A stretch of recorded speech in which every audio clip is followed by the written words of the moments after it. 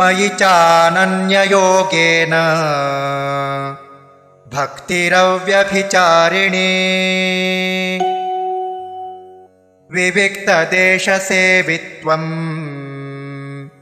अरतिर्जनसंसदे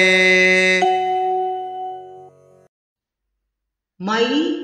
च अनन्ययोगेन भक्तिः अव्यभिचारिणी विविक्तदेशसेवित्वम् अरतिः जनसंसदि मयि चानन्ययोगेन भक्तिरव्यभिचारिणी विविक्तदेशसेवित्वम्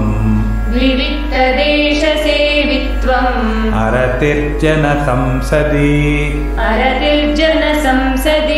मयि चानन्ययोगेन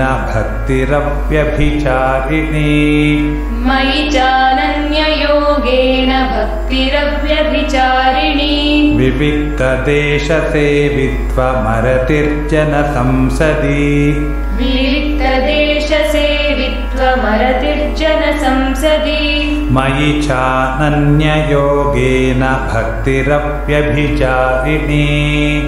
विविक्तदेशसेवित्वमरतिर्जनसंसदि मयि चानन्ययोगेन भक्तिरव्यभिचारिणी